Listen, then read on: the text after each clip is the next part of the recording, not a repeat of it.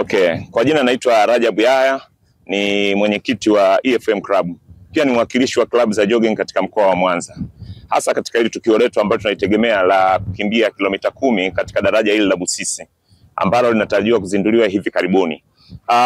Mimi kama mwakilishi wa klabu hizi za jogging, sisi tumezungumza kwamba tutakuwa kuna tukio la kukimbia kilomita 10 kutoka pale maeneo ya Usagara au maeneo ya Bukumbi kuja katika hili daraja letu ambalo ni daraja kubwa na daraja kubwa East Africa ambalo tunalitegemea sisi kama Watanzania, hasa watu wa kanda ya Ziwa, kwa ajili ya kiuchumi. Kwa hiyo sisi tumeamua kukimbia katika hili daraja kwa kupita kilomita hizi 3 kwenda na kurudi kilomita 6, kuwakilisha klabu za jogging na watu wa mkoa wa Mwanza na watu wote ambao wanapenda mazoezi kuja kukimbia katika hili daraja kwa maeneo ya Misungwi. Ya kwanza, kuna raha gani wakati mtu akiwa anakimbia hapa anakata upepo kwa kulitazama hili daraja?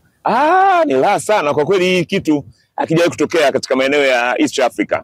Nadhani tunaona watu wa Dar es Salaam wanavyokuwa wanakimbia madaraja yao, lakini sisi la kwetu la Mwanza hili ni tofauti na yale. Hapo unapata hewa safi kutoka ziwani na unapata jua ambayo yani machomozo ya jua, tunaita ile rising sun.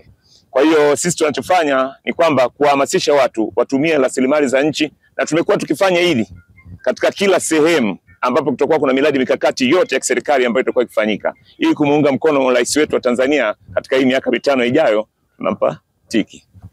Sasa hapa nataka wana michezo wote wa mkoa wa Mwanza na wasiokuwa na michezo ambao wanapenda kukimbia mbio pole, bali tunawakaribisha sana waje wajumuike na sisi katika siku hii, hasa wakazi wa Misungwi, wakazi wa mkoa wa Mwanza wafunge, maana huu ni mtoko kabisa. Hii shughuli sio mdogo. Kwa hizi klabu ambazo zimealikwa katika hizi mbio, basi zijitokeze pia kwa wingi kwa ajili ya shughuli hiyo. Asante sana.